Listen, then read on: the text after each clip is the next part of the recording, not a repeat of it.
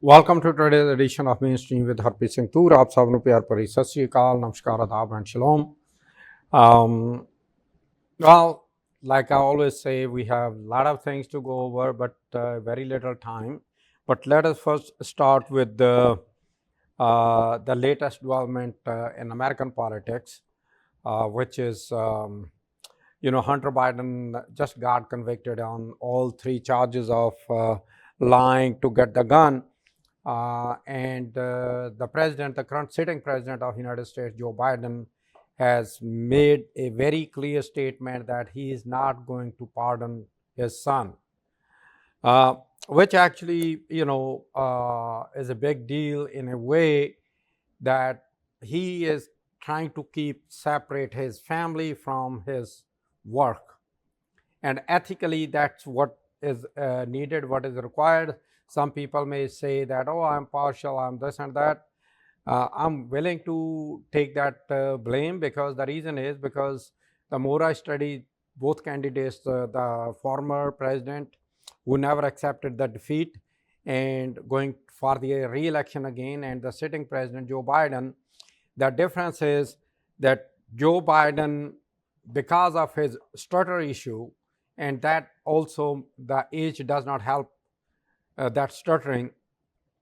So he speaks slowly, but he speaks the issues and the subjects which affect you and me and every other person living on the planet Earth, and not just Americans. Yes, Americans are top priority for him, but still the decisions which are made here, even though they may be small decisions for the other countries, but they make a big difference in overall issues of whatever happens around the world.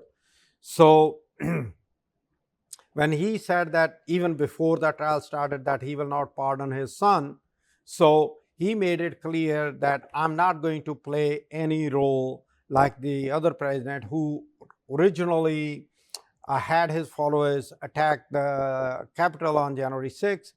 The Republicans who were running for their life now all of a sudden have come around, and they are calling them the patriots who were out there to save the democracy, which means they were trying to keep the losing president to continue as a president of the United States by taking over the Capitol, which puts up the final stamp on who is going to be the incoming president.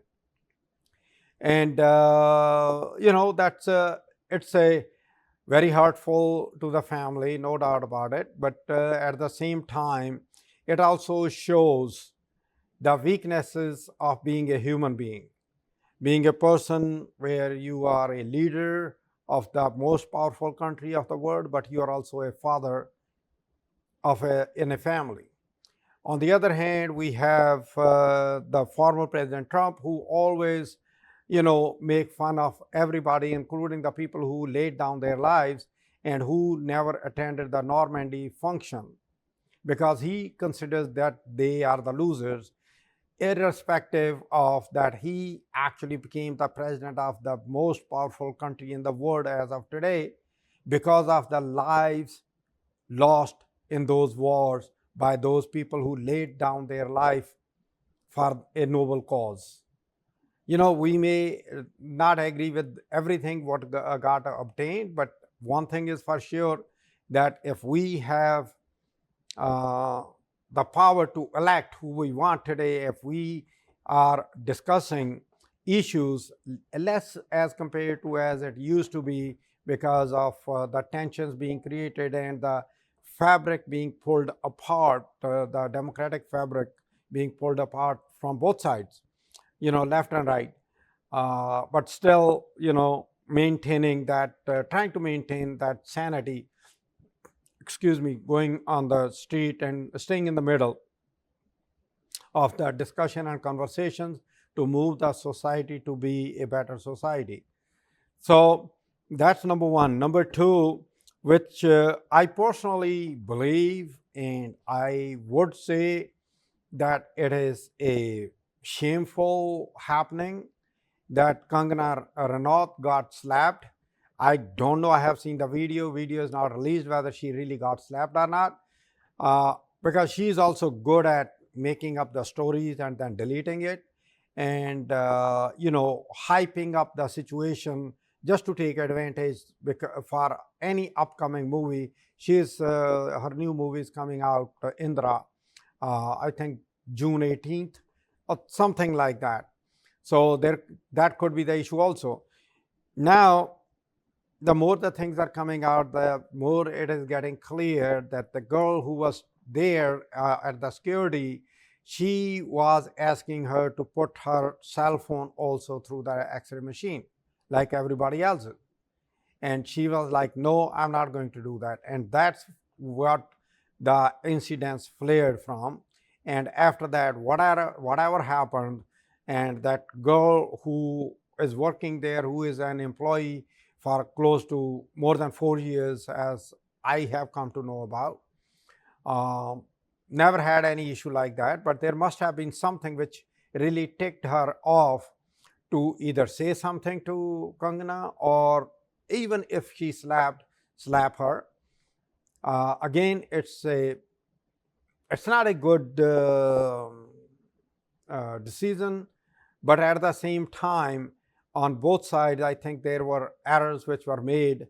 And if the security, if you want the future situations not to develop the way they developed, then I'm pretty sure that the people, they will look into it with sanity and come to some proper conclusion.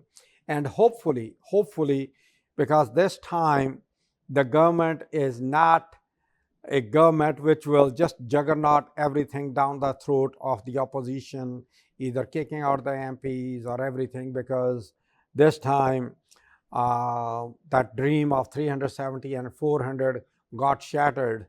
And now there is a coalition government, and that coalition government also always comes with some headaches, because there are always pulls and pushes. And the current prime minister, which I definitely would congratulate him to becoming the prime minister for the third time, and only second time in the history of independent India that a person got elected prime minister 3 times, and that too in a row, and that too through the electoral process. Jawaharlal Nehru became president 3 times, but I think first time it was without those parliamentary elections. But that is something, which needs to be double checked by everybody, including me. And having said that, when he was chief minister in Gujarat, he knew how he can, push through everything and push down the throat of opposition people. First term as a prime minister, second term as a prime minister, he did the same thing. And let me remind again, some of the people who, including within the Sikh family and Punjabis who, Punjabi Sikhs, because as far as Punjabi Hindus are concerned, I don't know how they look at the things. I really wish I can check somebody that how they look at the issues of Punjab, where they live and they breathe and they eat, as compared to those Sikhs who live in Punjab, eat and breathe on the same place, same portion of the country. But they have big differences of how they look at it. Even though BJP got clean sweep, but it got about 18 plus percentage of the votes, and Akalis got pushed to the third, below 15% of the overall votes casted in favor of Akali Dal. So it's a wake-up call for Akali Dal also, as far as that is concerned. But going back to that issue which we were talking about this coalition government, first time the current Prime Minister Modi, will have to deal with the demands and pulls and pushes of the other groups which are part of that coalition. He had to dole out more ministries to them as compared to his own people from BJP. And that again, some of the decisions which maybe Nitish Kumar in Bihar wants something, but the people in UP, Yogi Adityanath and his group may not like those decisions, and how the prime minister will bring them together. Something in Tamil Nadu, like in Tamil Nadu, Naidu asked for a special status for Andhra Pradesh. What had happened? I don't know. What was promised? What was not promised? I don't know yet. But some of the details may come out. And also the press in India, which was totally silent on opposition, which was actually afraid of asking anything, any question to the ruling party, and pushing the the whole issue, the whole how the things were shown to the public, that everything is holy and everything is good on the ruling party side. And the exit polls which came out, they were all shiny for the ruling party, but reality actually did happen. It brought down the all those expectations, shattering down to earth. And now that coalition government has to rule collectively. We will see that how it happens.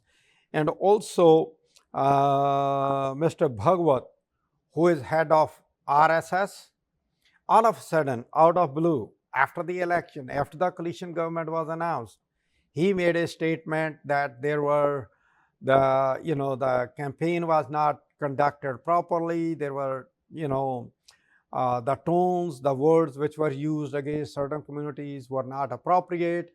A sevak is a sevak irrespective of what religion he belongs to. And all of a sudden he is giving this lecture, trying to be a holier than thou, because by giving this lecture while during the campaign, day in, day out, everybody was, against Muslim one way or the other, that they should not be there, they should be kicked out, against Christians also. And all those statements, and it was all about Hinduism and Hindustan, that it is my country.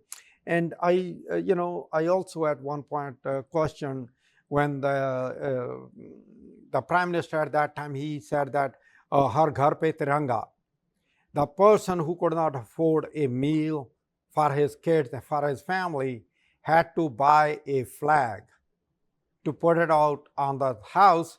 If it is not there, he will get beaten up by the hooligans, by the goons who were protected by the ruling party of the time. So how those things will come around the corner, we will see. And also one other thing which is not really very well accepted either in the army or in the opposition, also the Agniveer plan for the Indian Army. My dad was in army, and I have spent my initial years living in cantonment, watching the 71 war firsthand, remembering the 65 war real well, even though when the war broke out, I was in the village. 71 war, I was in Patiala at that time, going to the college. So I know what the families go through. I have seen the families getting devastated, the people, the family being happy and holy, and then all of a sudden, they get called, they went to the front, and then boom, they're gone. The whole life is shattered.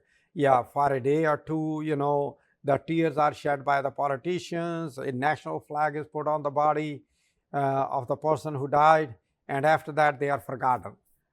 So that's the tragedy. And that's why I'm saying that these are the things which, when the government makes the decision, there are other things which I will talk about besides the Agniveer, which other thing which I personally have talked about earlier, we'll talk about again. Once again, send me an email at chastoor@gmail.com for any concern on everything. And yes, there was one thing, which I missed to mention during the opening when I talked about Hunter Biden, that how the same justice system which is being blamed that, the president controls the justice system in this country and he runs this, even though Department of Justice is under the president. And the former President Trump did everything to control it, whatever he could do to control it. and put up his own people, including at the last minute to stay in power. He did try to put in Attorney General, I think it was Mr. Clark, which actually ended up losing his license now. So, but over here we have a president who is keeping his hands off the Department of Justice completely, whereas we have Jim Jordan from House Republicans Judiciary Committee chairman, who is trying everything to make Justice Department look like a crooked department which is out there to get the President Trump. And yes, there is one thing, which before I go back to which I closed my previous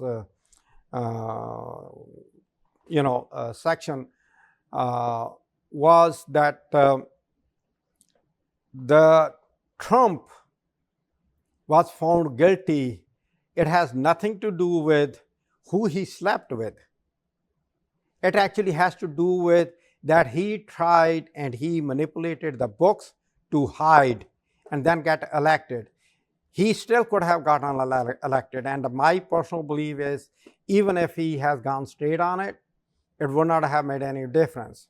But then again, like there is a saying that everybody, doesn't matter how smart the person is, sooner or later they make a mistake, and in that mistake, they get, they actually get entangled in that, and then they get caught. And this is what happened. So he got, found guilty of trying to lie and manipulate the system the way Hunter Biden did. So both of them, they got found guilty. And, we'll see how the other trials proceed. Now, going back to what I was talking about, the other thing, the Indian Army was always under the President of India. The final authority was President of India. But during the second term of the Modi government, they created a post of Joint Chief of Staff, like the way it is here in other countries. And they put that Joint Chief of Staff under Prime Minister, not under President, under Prime Minister. Which means what?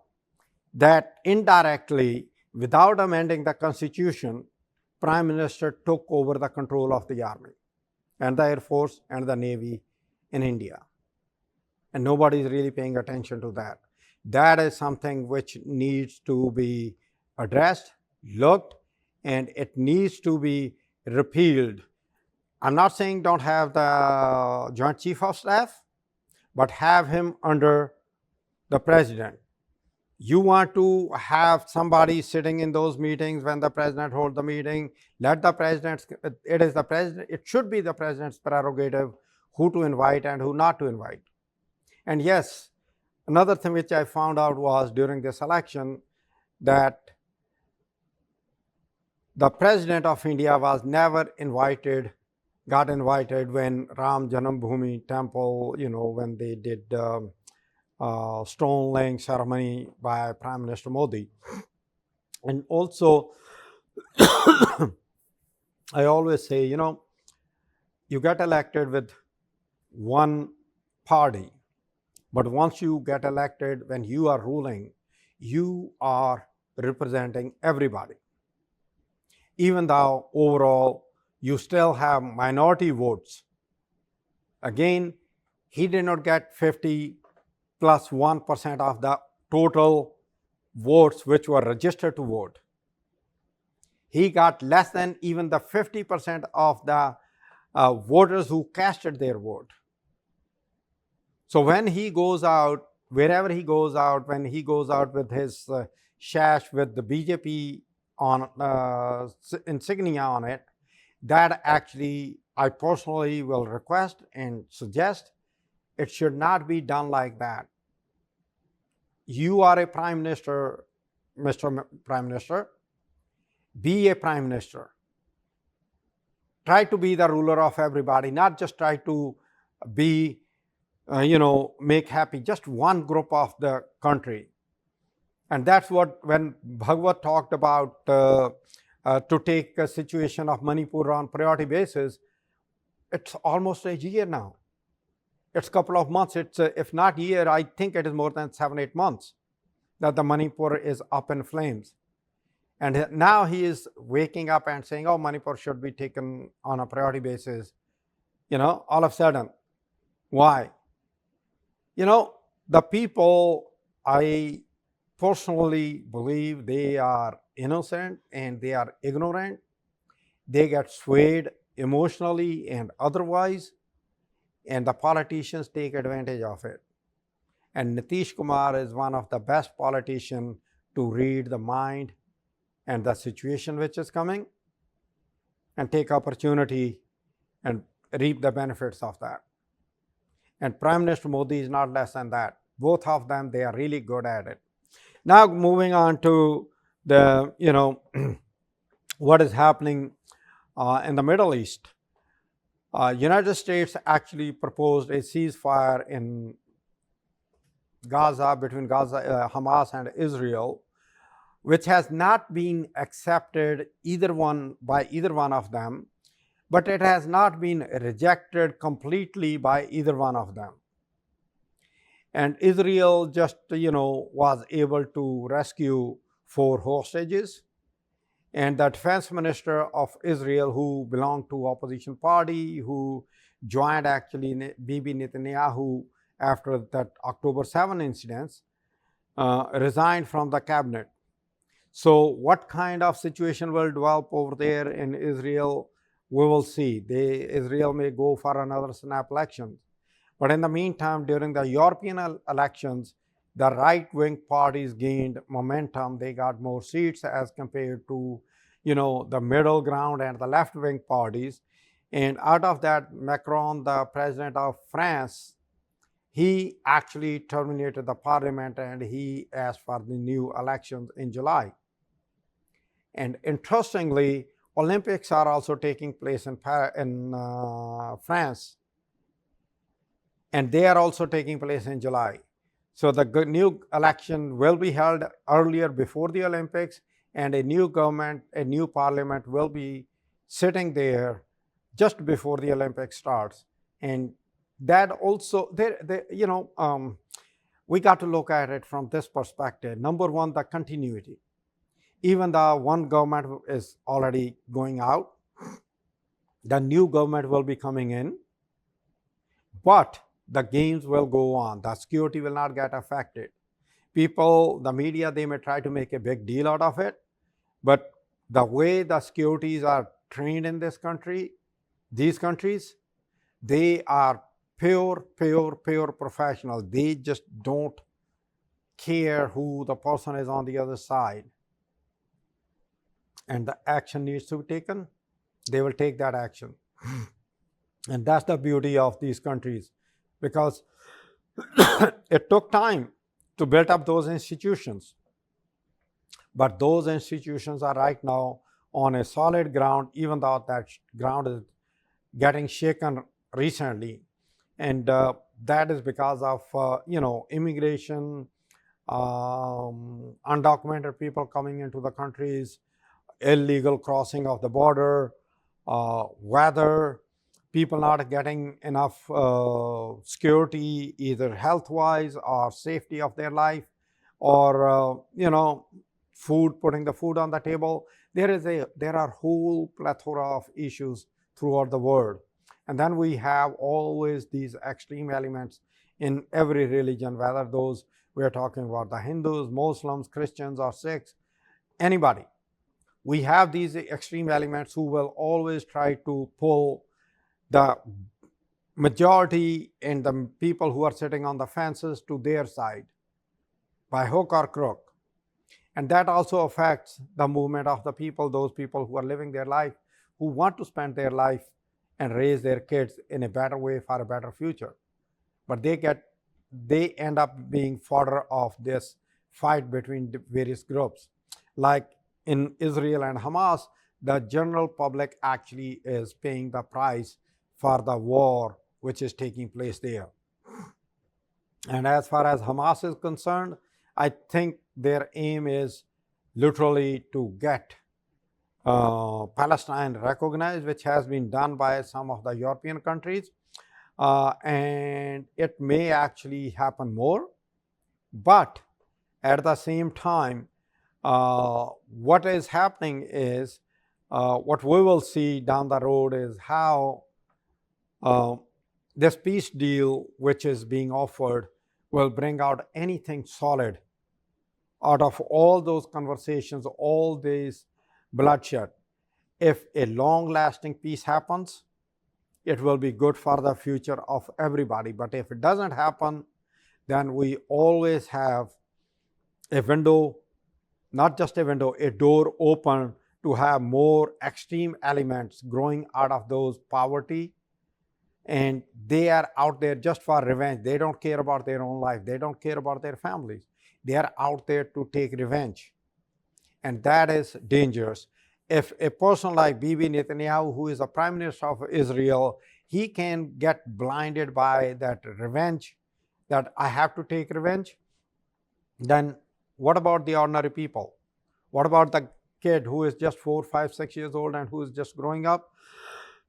Excuse me, who lost everything, his school, his health, his home, and everything.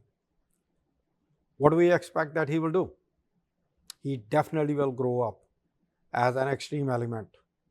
And that is something which we should be very careful of. We need to look at, those people who rule the countries and the world, the people who matter, they need to look at all these issues from that perspective. And that's where the long-term solution will lie. And we have G7 meeting coming up in Italy, where the Indian Prime Minister Modi, is also going to be there.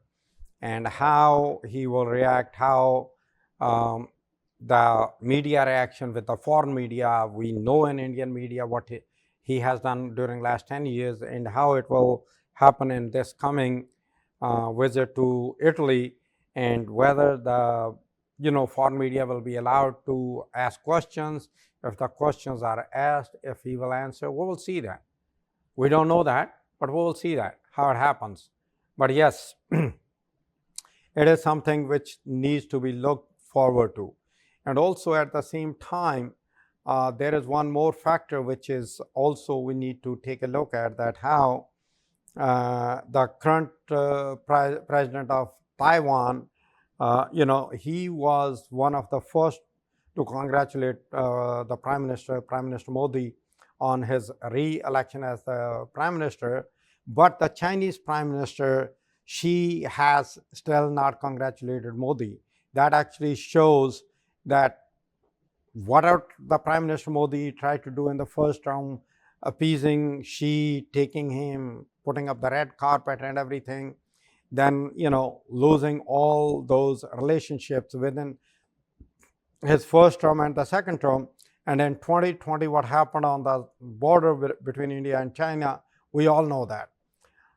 Even though we don't know to what extent the Chinese were able to capture the Indian territory, which is still in Chinese hands. And China also, renaming the villages which actually fall on Indian side of the line, McMahon line, which a lot of people even don't know that, which was drawn by Britishers way, way back. So those tensions are there. But interestingly, the Prime Minister from Pakistan, Mr. Sharif, did congratulate Prime Minister Modi also. And yes, I almost forgot, there was a match between India and Pakistan right here in New York and Long Island, in Nassau County, in my neighborhood. And India won that match by 6 runs. It was very exciting, very low scoring match, 119 India and 113 Pakistan. The security arrangements, which were even discussed by some of the Indian media also, it was amazing.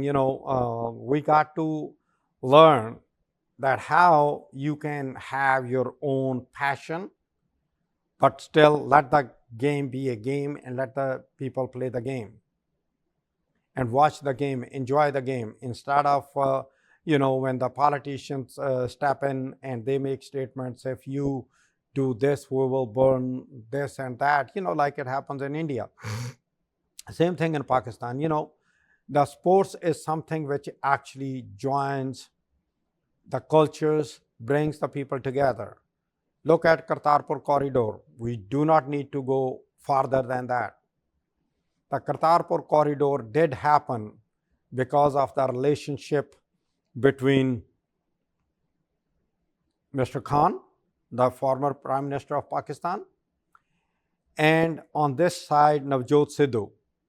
Their personal relationship actually opened up the dialogue, and finally, when Mr. Khan became the Prime Minister in Pakistan, he opened up the corridor. He actually built everything up to the border. Indian side, they were hesitant to build it, even though the Prime Minister Modi at that time, he went to Punjab, and I'm sorry to say, it does not behove to a Prime Minister to lie about the things, but he lied through his teeth for everything which he said over there. Whether it was about the Kartarpur corridor, whether it was about Kartarpur itself, whether it was about Panj Pyares, and everything. I said it before, and I'm going to say it here again, and I'm stating it for the record. I still have to see, when he had the supermajority in both previous governments, I did not see the people getting punished. A justice delayed is justice denied. The Sikhs have been denied justice by everybody, including the Prime Minister Modi. No action on the issues which affect the population of Punjab, whatever is left of young population there, and they are living in hordes. And right now, even Haryana, the young generation from Haryana is also living in hordes. And Gujarat, believe it or not, the people actually who got caught on south border in USA, the majority of the people who crossed undocumented / illegally, number one, were Indian, and majority of them, they were from either Punjab, Haryana, or Gujarat. When I heard Gujarat, I read Gujarat, I was shocked, honestly. But those are the facts. So this is something, going back to how the sports affects, that is something. And tomorrow there is going to be a match. I think it is between Pakistan. No, it is between India and USA, which will be the final, I'm assuming, on this stadium, which is a built, take it down and rebuild stadium. It is a temporary stadium. The pitch is temporary. That's why the pitch is not producing the run, which generally, if you go to the countries which actually are cricket playing countries like India, England, New Zealand, Australia, West Indies, South Africa, their pitches in T20, the score is close to 200 plus minus, not in 100 plus minus. That's what the score has been here for every match, because the pitch is not the way it should be. It is not curated the way it should be. So that is something, another addition to US by the cricket International Cricket Committee, that cricket is now at becoming a major game along with the soccer in this country, whereas it just used to be baseball and basketball.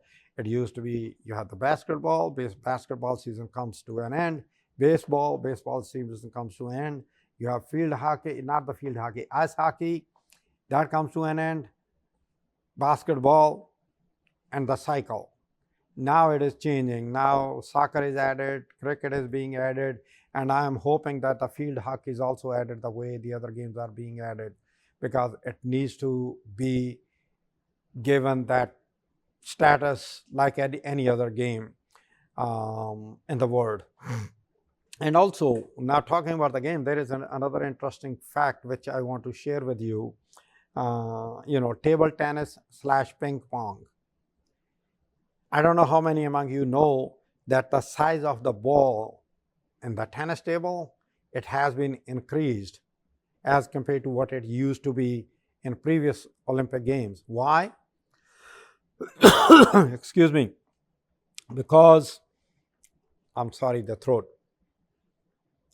Because the countries which play these games, Asian countries, they were too good at it as compared to the Western countries. Western countries, the players even could not, keep an eye on the ball. So they increase the size of the ball so that the speed of the ball can get decreased because of the air resistance, and they can see the ball. This is typical, again, going into those politics of making money, how you can tweak around and make money. And there was a time when even in Olympics, there used to be a competition about, the best painters, the best models who will create, architectural things. It's not there anymore. So again, where I started from, sports is something which unites, even though it divides. You have the fans which are crazy, but once the games are over, yeah, they enjoy. If the game is really good, they congratulate each other. And, like I have seen here, at the end of the games, even though I may not agree with that everybody should be getting the same medal, the winner or losers, but at the same time, that camaraderie which is being shown, everybody respecting everybody, shaking hands, irrespective of winning and losing goals, that good game, good game, good game. That's sort of like, trying to boost the morale of the people who lost, So that is something which should not be forgotten.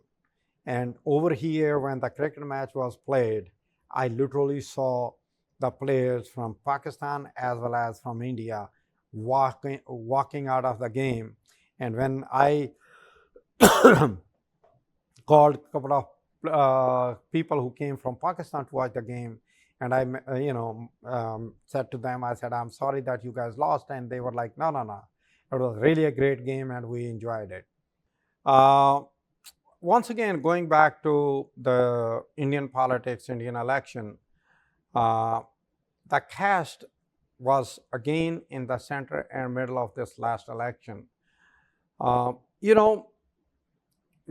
you really start looking at what happens over there, what is happening, the people are moving financially from lower caste also. They are moving up in the financial ladder, may not be to the same extent like the rich people, because those people who are already rich, they have the resources at their hand to provide the tuitions to their kids. Their kids already have the tools on their hand, which are learning tools when they are born to school to college and then into financial, setup.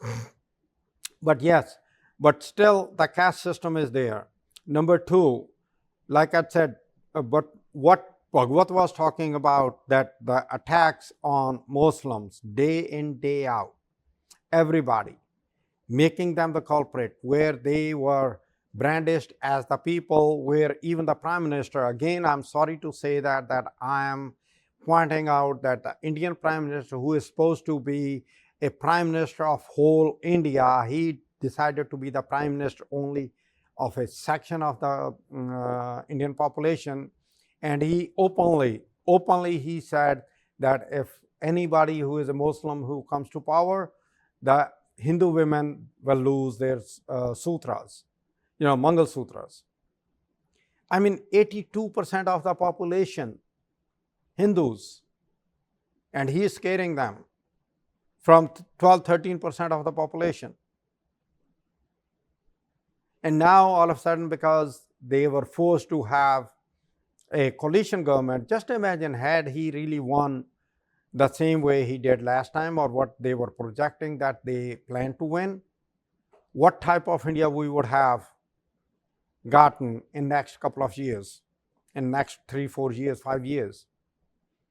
I don't know what is going to happen in next election, who is going to be the Prime Minister, who is going to be around, who is not going to be around, what kind of party calculations and recalculations will be out there.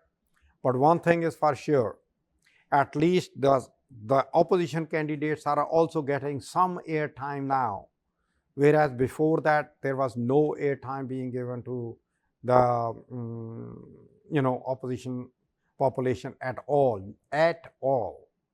That is something which is out there.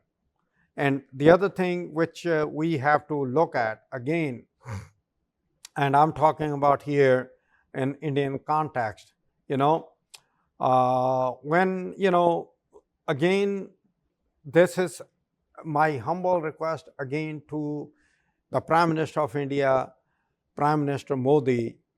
Yes, I understand you are a person of faith. I understand you started your journey being a pracharak. I understand that is core values which you hold.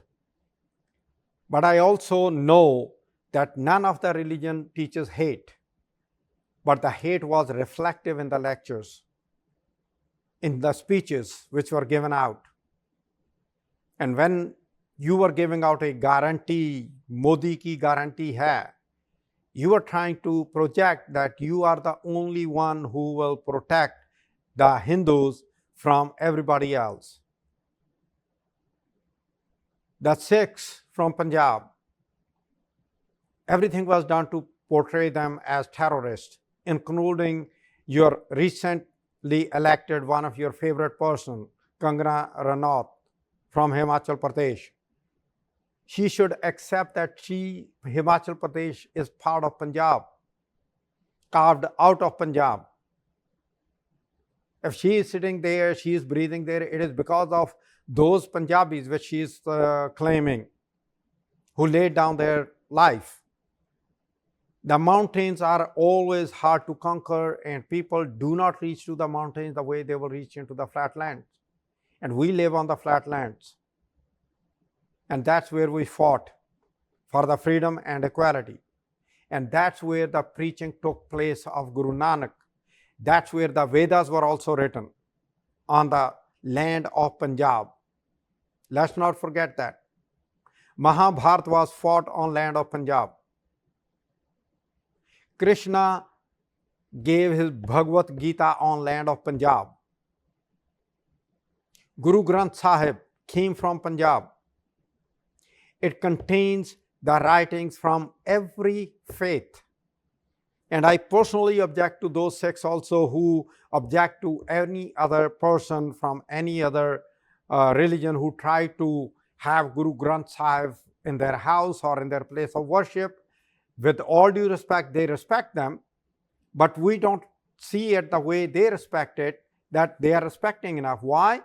Because we want the teachings of gurus wrapped and put up on that plateau and keep it there, bow your head, don't read, don't accept the teachings, but pray, no, we have the best preaching, then, but don't accept it.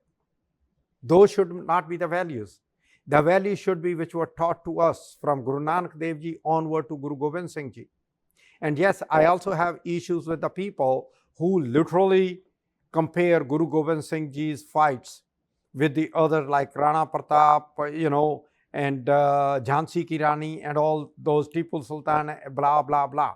No, Guru Gobind Singh Ji did not fight for any kingdom. All those people, they were fighting for their own kingdom. Guru Gobind Singh Ji fought for everybody, for equality, for the right of everybody to live and breathe freely and equally. And we need to look at that. And yes, Kunga Ronat also got that right because of those fights which were fought on the land of Punjab. And when she says anything about the Punjabis being terrorists, she needs to look, into her own soul, search her own soul, and then talk about it. Stop being somebody who is just trying to sell her next movie to make some quick bucks and comparing yourself to Mrs. Gandhi Give me a break, for God's sake. Having said that, with that note, let us wait for the next time. We'll talk about it and enjoy. Have a good night and good luck.